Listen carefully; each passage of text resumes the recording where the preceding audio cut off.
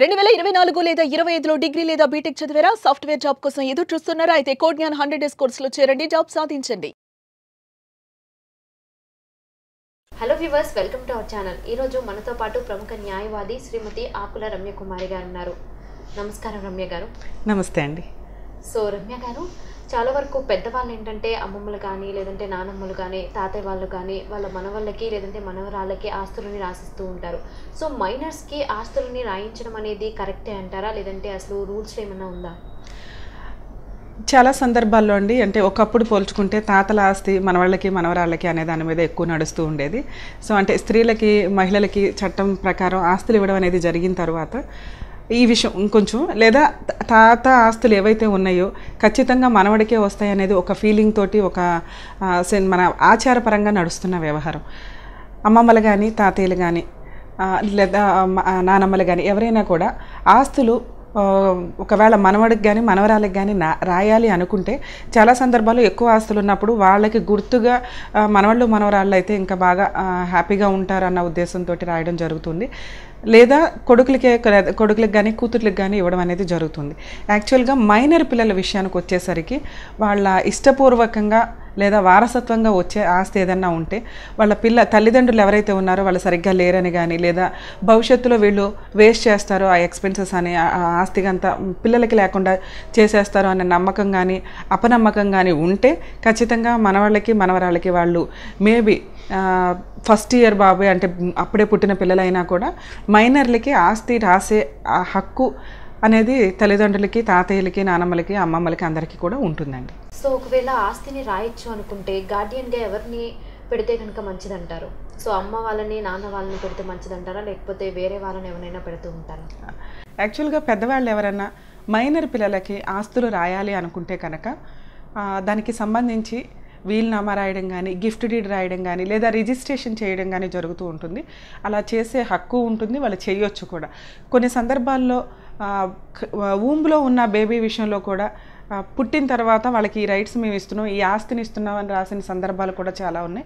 అలా రాసే హక్కు వాళ్ళకు ఉంటుంది. ఎందుకంటే ఎవరైతే కొడుకులు ఉన్నారో లేదా ఎవరైతే కూతుర్లు ఉన్నారో వాళ్ళు మిస్యూజ్ చేస్తారని కానీ లేదా ఇష్టపూర్వకంగా ఇది నా వారసులకి చెందాలి నా తదనంతరం అనే ఇష్టం ఉన్న నానమ్మలు కానీ అమ్మమ్మలు కానీ తాతయ్యలు కానీ ఎవరైతే ఉంటారో వాళ్ళు మనవాళ్ళు మనవరాళ్ళ పేరు మీద రాసుకునే హక్కు వాళ్ళందరికీ ఉంటుందండి. చట్టం కూడా ఆ ఫెసిలిటీ కల్పించింది. ప్రాపర్ వేలో రిజిస్ట్రేషన్ చేస్తే కనుక రేపొద్దుట దాన్ని ఎవరు మిస్యూజ్ చేయకుండా ఉండడానికి కూడా అవకాశం ఉంటుంది. చట్ట ప్రకారం గిఫ్ట్ డీడ్ చేస్తారా లేదా వీళ్ళ తదనంతరం ఆ పిల్లలకి చెందే విధంగా వీలునామా రాస్తారా ఏంటనేది వాళ్ళు చూసుకోవచ్చు. సో ఇటువంటి సందర్భాల్లో గార్డియన్గా ఎవరిని అపాయింట్ చేయాలనేది చాలామందికి డౌట్ ఉంటుంది. అంటే వీళ్ళ తదనంతరం ఆస్తి చెందాలి అని రాయడం ఒకటైతే అప్పటి వరకు ఆ పొజిషన్ ఆస్తికి సంబంధించిన పొజిషన్ కానీ బెనిఫిట్స్ కానీ ఎవరైతే ఆస్తి రాశారో వాళ్ళ చేతుల్లోనే ఉంటుంది. కానీ కొన్ని సందర్భాల్లో ఏదైనా జరగవచ్చు భవిష్యత్తులో అన్న ఉద్దేశంతో మైనర్లకి ఆ టైంలో అంటే వాళ్ళు మైనర్లుగా ఉన్న స్టేజ్లోనే అది 1 ఇయర్ అవ్వచ్చు, 5 ఇయర్స్ అవ్వచ్చు, 10 ఇయర్స్ అవ్వచ్చు, ఆ మైనర్స్గా ఉన్న టైంలోనే వాళ్ళకి ఆస్తిని రిజిస్ట్రేషన్ చేసేయడం అనేది జరుగుతుంది.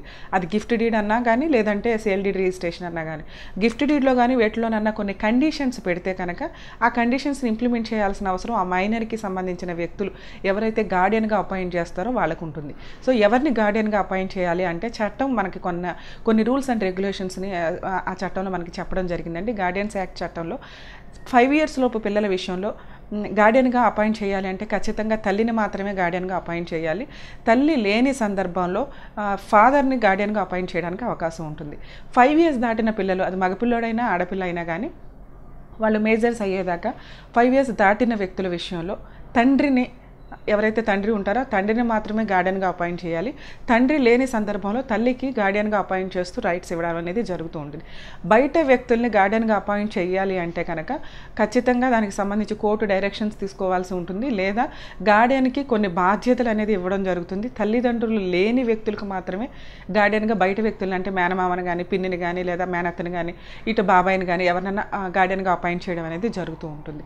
సో గార్డియన్ అనే వ్యక్తి ఆ మైనర్కి సంబంధించిన ఆస్తులకి సంరక్షకులుగా మాత్రమే ఉండగలుగుతారు.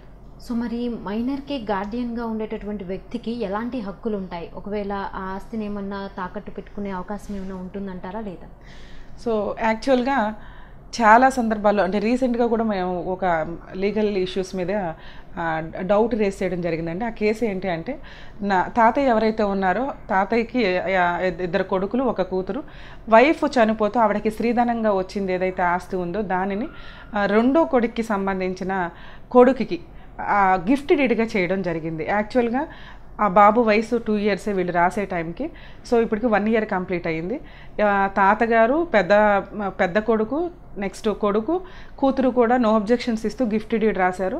కానీ వాళ్ళు చేసిన మిస్టేక్ ఏంటంటే గార్డియన్గా వాళ్ళ కొడుకుని, అంటే రెండో కొడుకు ఎవరైతే ఉన్నారో, ఎవరి కొడుకు అయితే వీళ్ళు రాస్తున్నారో మనవడికి, ఆ మనవడికి సంబంధించిన తండ్రినే గార్డియన్గా అపాయింట్ చేయడం జరిగింది. బాబుకు 2 ఇయర్స్. సో మన చట్టం ప్రకారం మనకు చెప్తున్న రూల్ ఏంటంటే మదర్ని మాత్రమే గార్డియన్గా అపాయింట్ చేయాలి. సో ఇక్కడ ఆవిడ కోడలు అయిపోతుంది కాబట్టి రేపొద్దుట ఏదైనా గొడవ జరిగి వెళ్ళిపోతే ఆస్తి కూడా మనవడితో పాటు వెళ్ళిపోద్దన్న ఉద్దేశంతో కొడుకు పేరు మీద గార్డియన్గా పెడుతూ రాశారు. యాక్చువల్గా కొడుకు పరిస్థితి ఏంటి అంటే తాగుబోతూ అప్పులు చేస్తూ ఉంటాడు, ఎక్కడ పడితే అక్కడ ఇది చేస్తాడు. సో కొడుకు మీద నమ్మకం లేదు, మిస్యూజ్ చేస్తాడన్న ఉద్దేశంతో మనవడి పేరు మీద రాశారు. కానీ చట్ట ప్రకారం అది కోడల పేరు మీద గార్డియన్గా ఇవ్వాల్సిన పరిస్థితి. ఇప్పుడు కొడుకు అదేం చేశాడు అంటే ఆ ఆస్తిని తీసుకుని వెళ్ళి తాకట్టు పెట్టాడు. సో వాళ్ళ డౌటు ఇట్లా తాకట్టు పెట్టుకునే రైట్స్ ఉంటాయా అని చెప్పి తాతగారు కంగారు పడుతూ ఫోన్ చేస్తే, చట్ట ప్రకారం మదర్ని గార్డియన్గా చేయాల్సిన కేసు అంటే అక్కడ ఫెయిల్ అయిన వ్యవహారం. ఏదైతే వీళ్ళు గిఫ్ట్ డీడ్ రాశారో ఆ గిఫ్ట్ డీడ్ చెల్లదు. రెండో పాయింట్, ఎవరైతే గార్డియన్గా వ్యక్తులు ఎవరైతే ఉంటారో, అది తల్లి అంటే 5 ఇయర్స్ లోపు తల్లి, 5 ఇయర్స్ తర్వాత తండ్రి, లేదా బయట కోర్టు అపాయింట్ చేసిన గార్డియన్స్, ఎవరైనా గార్డియన్ బాధ్యత మైనర్కి రాసిన ఆస్తులకి సంబంధించి సంరక్షలుగా ఉండగలరు తప్ప దాన్ని అమ్ముకునే హక్కు కానీ తాకట్టు పెట్టే హక్కు కానీ వీళ్ళకి ఉండదు. ఒకవేళ అమ్మాలి అంటే కనుక కోర్టు పర్మిషన్ తోటే ఆ ఆస్తులు అమ్మాల్సిన అవసరం ఉంటుంది. గార్డియన్కి సంబంధించి ఎవరైనా వ్యక్తులు మైనర్కి సంబంధించిన బెనిఫిట్స్ కోసం అని కానీ ఇంకేదన్నా చేయాలి అనుకుంటే దాని మీద వచ్చే పర్యవసనాలు అంటే ఏమైనా మైనస్లు కానీ నష్టం కానీ ఉంటే దానికి సంబంధించి మైనర్కి కానీ మైనర్ ఆస్తులకు కానీ ఎటువంటి హక్కు ఉండదు, ఎటువంటి బాధ్యత ఉండదు. అంటే మైనర్ తరపున గార్డియన్ ఏదైనా డెసిషన్ తీసుకున్నాడు, దానివల్ల ఆ ఆస్తికి కానీ ఏదైనా లాస్ జరిగిన ఆ ఆస్తిని క్లెయిమ్ చేసుకునే రైట్స్ అంటే ఆ డెసిషన్ గార్డియన్కి సంబంధించిందే తప్ప మైనర్ మీద ఇంపాక్ట్ చూపించదు.